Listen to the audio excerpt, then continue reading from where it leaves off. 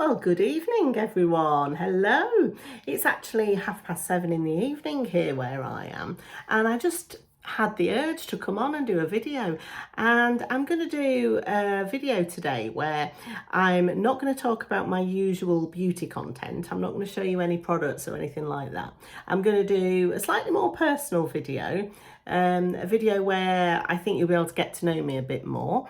And as you've seen from the title of this video, I'm going to talk about 10 things that I don't do anymore now that I'm 47.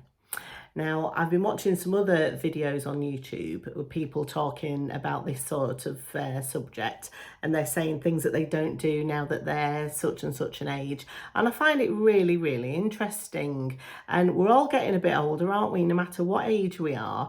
And I think there's lessons that we've learned ourselves, and there's things that we can share that other people in our communities can also benefit from. So I just thought, I'm home alone tonight. It's a Thursday evening, 7:30. What do I want to do? I'm going to come on and talk to my people on the internet. So here I am. So let's get straight into it, shall we? The first thing, I've got a list here in front of me. So if you see me looking down, it's because I'm looking at my list of notes.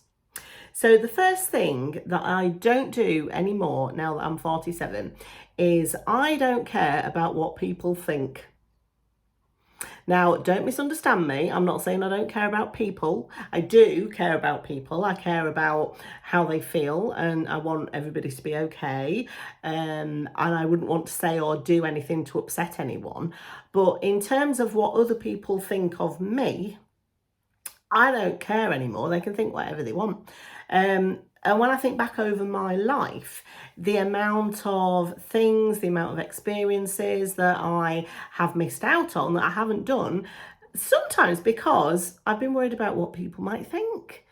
And it's such a waste, you know. I did like this YouTube, for example. I would have started this about 10 years ago. But I was thinking to myself, oh my goodness, I can't do that. What will so-and-so think? Like so-and-so at work, you know, what if my boss finds out? What if so-and-so in my family finds out, or some friends that are in my real life? What if they see it? What if they find out? And I'm just at the point now where I don't care anymore. This is me. This is me. Hello.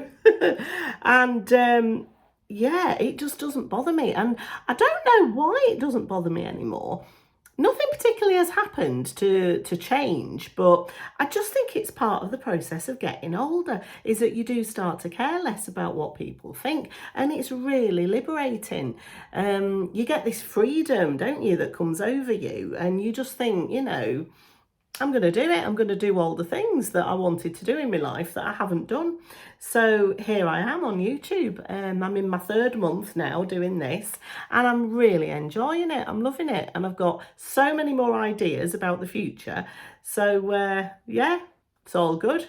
So that's my number 1.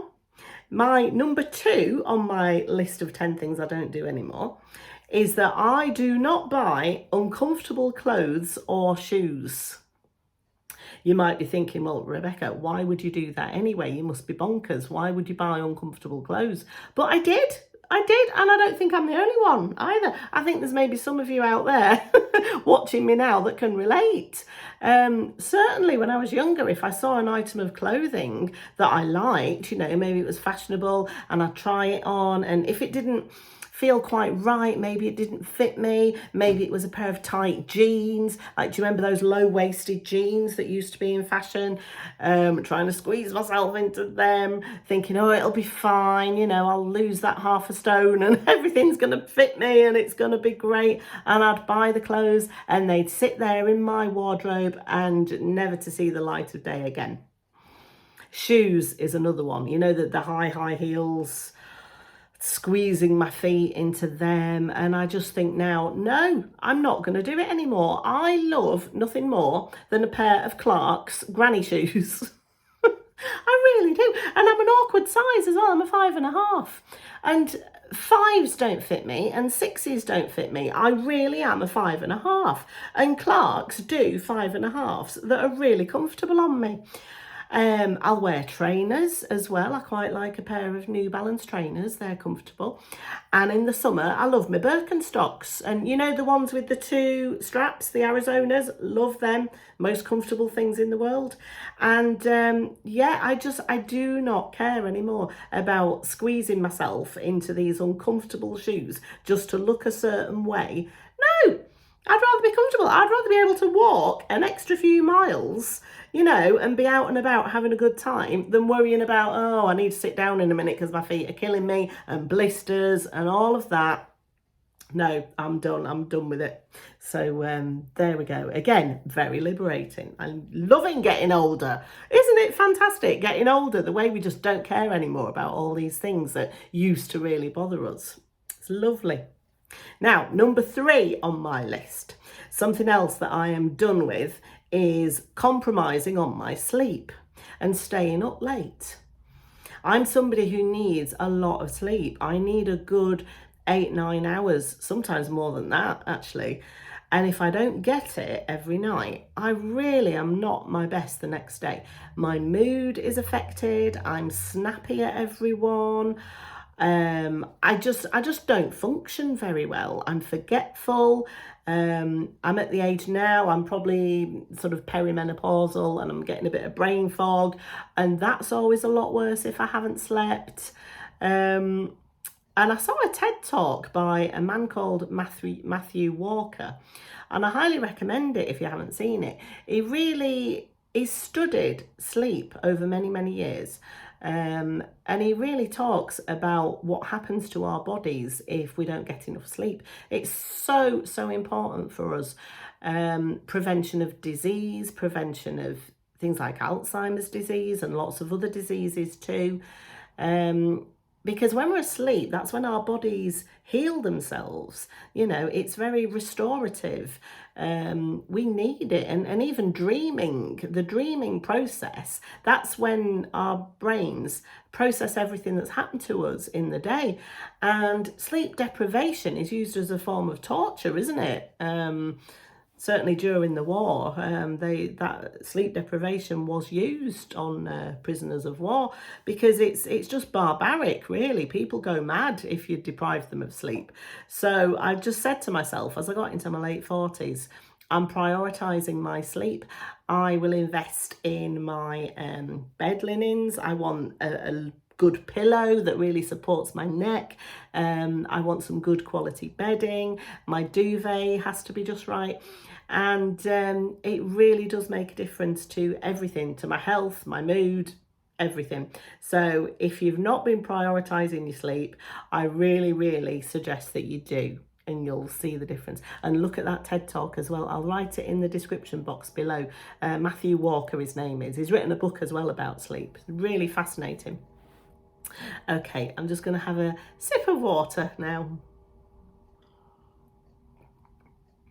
Okay, so number 4 on my list of things I'm not doing anymore is I'm not getting regular and frequent haircuts. Now, this one might seem a bit superficial and a bit daft, but I used to believe that if you didn't have a haircut every 6 weeks, terrible things would happen and you'd end up looking like, you know, a frazzled, sort of dragged through a hedge backwards monster. And for years, I used to book in after I'd had a haircut. I'd book the next one for 6 weeks' time, and I'd religiously go to the hairdressers and I'd have highlights done and I'd have everything done. And since the pandemic, when none of us could go to the hairdressers, could we, for months and months? And actually, nothing terrible happened to my hair. In fact, I quite liked it. And I stopped using straighteners. I used to straighten my hair all the time, and I stopped doing that.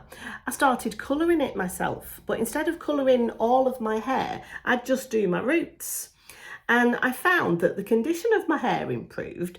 I wasn't full of split ends as I thought I would be if I didn't go for a trim every 6 weeks.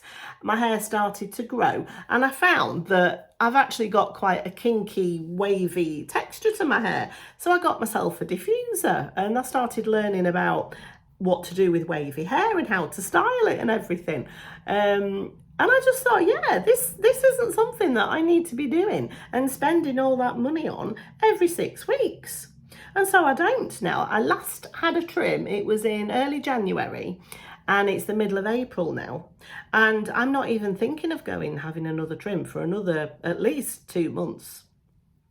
So yeah, I'm just happy to let my hair do its own thing. And I think actually it's in better condition than it was when I used to go all the time.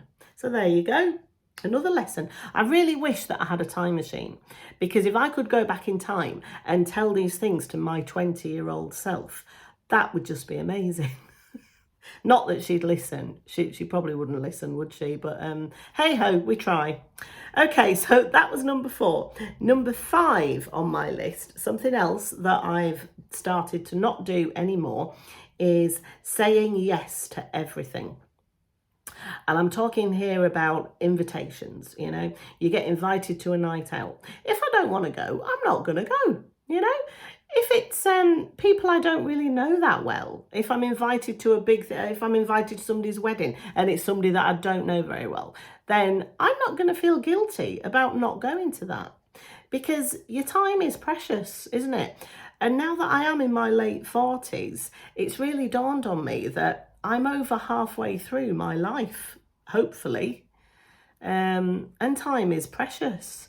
And I don't want to be going out at night partying anymore, really. I mean, unless it's with my close circle of people, I just can't be bothered. I'd rather stay in, I'd rather stay in and talk to you lot on the internet. And I never saw that coming when I was younger. I just, you accept every invitation you get, don't you? And you always want to go out and socialise. But yeah, I don't miss it. And actually, as I said before, I'd rather go to bed early, get a good book, put my foot cream on, hand cream, yeah, lovely. So that's another thing I've stopped doing. Number 6 on my list is that I don't finish books anymore if I'm not enjoying them. Now, I used to do this a lot. I love reading. I've always got a book on the go. A lot of the time, I've got more than one book on the go. And I used to think that it was the law that if you buy a book and you start reading it, you have to finish it to the very end. And I think that came from my student days, because my background is in humanities. I did a degree in English and history, and as you can imagine, with a degree like that, there's a lot of literature, a lot of books to read, and a lot of them are like the classics, George Eliot and the Bronte sisters and Charles Dickens, and they're great books, aren't they? But they're really long and really wordy, and I used to have to read the whole thing because I'd have to discuss them, I'd have to write essays on them and things like that. And since that time, I've always felt that if I'm going to start reading a book, I have to commit, and I have to keep going with it. And even if I don't care about the characters, even if I'm not enjoying the themes of the book and it's not really adding anything to my life, I still have to, persevere with it. But I don't do that anymore now, because life's too short. As I say, I'm over halfway through my life. Don't have time for that. So, yeah, I don't know, I'll watch the film. A lot of books get made into films, don't they, these days? So if I really want to know what happens, I'll just watch the film. Get into a good Netflix series or something. A lot of them are based on books. The Harlan Coben ones are especially good. And yeah, I do enjoy those books as well, actually. I do finish those books. But yeah, if I'm not enjoying it, it goes to the charity shop, or I give it to a friend or someone that I know will enjoy it. Okay, so that was number 6. Number 7 on my list is that I no longer buy things for my fantasy self. Now, I think we've all got a fantasy self, haven't we? A lot of us, me included, have got more than one. I have been known to take up various hobbies throughout my life, and I get really, really into it. I become mildly obsessed with it, and I see myself as being an expert in this thing, whatever it is. Last year it was gardening. Never in my life have I been into gardening. And then last year I just got really, really into it. And I started buying pots and all these plants that I could plant in the pots and put them out in the garden. And everyone in my life was like, what you do? You're not into gardening. What's all this? But I was. It was just a new thing that I enjoyed doing. So I bought all the things, you know. I've got the gloves, I've got the trowels, I've got the watering cans, I've got all the things. And now I'm not particularly into gardening anymore, but I've got a load of pots and plants out there now that need watering and need looking after. So I've got to do it. But I'm never going to become Alan Titchmarsh, you know, or who are the female gardeners? I don't know, Charlie Dimmock. I mean, I'm never going to be that person, you know. I'm just not that passionate about it. As much as I would like to be, I love a beautiful garden. I really, really do. And I really appreciate other people's gardens, you know, when they've really spent the time and they've put a lot of love into it. And I love it. But it's just not me. Anyway, I have to accept that. Another hobby, a few years ago, I got really into hiking. I live near the Peak District and I still do. I like going for a hike, you know, a big walk. But I saw myself getting really, really into it and camping and going wild camping, you know, in the Pennines. And I bought a sleeping bag and I bought all the equipment, you know, the sporks. Do you know what a spork is? It's a spoon that on the other end is a fork, and people who go camping a lot use them. And I bought all them, like the cooking equipment and all the utensils, got the rucksacks, and I've got 3 pairs of hiking boots. Why do I need 3 pairs of hiking boots? Honestly, I'll go about once a month. You know what I mean? 1 pair would do me just fine. But no, I got the winter pair, I got the summer pair, and I got the pair for the rest of the year. So I've got 3 pairs because I saw myself becoming this, you know, intrepid explorer. Quite funny now, but when you think about all the things that I bought, thinking that, yeah, that's going to be me. Started getting all the magazines. You can buy magazines, can't you? Hiking lifestyle and all of that. Anyway, again, about 20 years ago, I got into knitting and I bought myself all the knitting needles and the wool and the patterns and all this, thinking I'm going to teach myself how to knit. I never did anything more than a scarf, you know. Great big long scarf, I did. And yet I had all the kit and equipment. So no more fantasy me's. I am this person here. I'm interested in beauty products. I love my makeup. I love my skincare. I love my hair care. I'm loving building this community on YouTube and getting to know all of you. I love my family and my home. And those are the things. And I mean, I will get back out in the garden. I will water the pots because, you know, just a nice place to sit, isn't it, when the weather's nice? So but please do tell me in the comments, what's your fantasy self? Don't tell me that you don't have one, because we all do. I know you do. So number 8 on my list of things that I'm not going to do anymore is I'm not going to buy any experimental items of makeup. Because I'm 47, I know what suits me now. I know what looks good on me. I know what I can't pull off anymore. I know my face. I know where my wrinkles and my lines are. I know where my open pores are. I know where all my areas of pigmentation are. And I know what works on them and I know what doesn't. I had a little moment a few weeks ago. I've actually did a video on it where I was playing with blue eyeshadow, and I have been doing that, and that was a bit of an experiment for me, if I'm honest. But even then, I play it safe, you know. I'll only use the very, very wearable, subtle blues, and that's fine. I'm happy with that. But the shops lately are full of like blue mascaras and green mascaras, and I saw a red mascara the other day, and I'm thinking, why? I'm never going to wear a blue mascara, am I? Or a green mascara. And actually I had one in my hand. It was the Maybelline Sky High ones, and I love that. The original black one is really good, but I'm not going to wear it in a fancy colour, am I? I'm just not. So I put it back and I walked away, and I thought, well done. Because, you know, when you're young, when you're in your teens and your 20s, that's the time when you experiment, isn't it? Because you're still getting to know yourself. You're still finding out what you like and what you don't like. But I think another liberating thing about getting older is that you've been through all of that and you know now, you know who you are now. And you know what's right for you and what isn't. So no more experimental makeup. Number 9 on my list is I am no longer getting regular manicures. Now, if you've noticed my nails in my videos, I've not been doing anything to them. And I explained the reason for this in one of my recent videos. If you saw that, I'm going to repeat myself a bit here. But last year in October, I decided to have acrylics. Don't know what came over me. I was having a funny turn. Maybe I hadn't slept very well. Anyway, I went and I got acrylics on. I mean, they weren't like massively long. They were quite short. But I kept them on, and I kept them on over Christmas and New Year, and I kept going and having the infills done and all of that, and I'd have different colours. And then in January, I thought, I'm going to have them taken off now because it's probably killing my natural nail underneath. And I went and I had them taken off. And the process of having them taken off was horrific. It was awful. I was soaking them in acetone, and then she would drill them with that drill thing that they use. I'd soak them again, she'd drill them again. We'd go through this process about 7 or 8 times.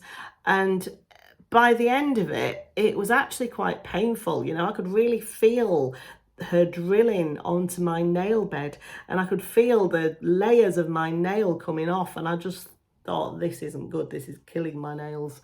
And I thought, then I'm not gonna do this again. I mean, I've still got them really, really, really short because they're just so brittle and they've been breaking. And I just need to grow out that weak area of nail until my new strong nails come through. And I've been using the Clarins hand and nail treatment cream. Yeah, I was talking about this in the recent Clarins video that I did. That hand cream is really, really good, and I've been trying to use that every day, and I think it's helped. And I've been taking some vitamins as well that are meant to be good for hair, skin and nails, just to try and get them into some sort of good condition again. But I might do a gel, you know, I might buy a nail varnish and paint them myself in the future, but I'm not having acrylics on anymore. No, thank you. Learned my lesson there. Right, now, we're nearly at the end. At number 10, we're on number 10. And this one, I think, is the best one. I'm no longer aiming for physical perfection because I don't think it exists. When you're young, you do, don't you? And you buy all the things because you think, I want to look perfect. I want everything to be just right. And you can't have that. Nobody can, because it just doesn't exist. It's more important to me now to aim for personal development rather than perfection. So I'm all about learning new things. I want to learn new skills. I want to grow in confidence in certain ways. I want to focus on my relationships with people, my family, my friends. I want to focus on my health.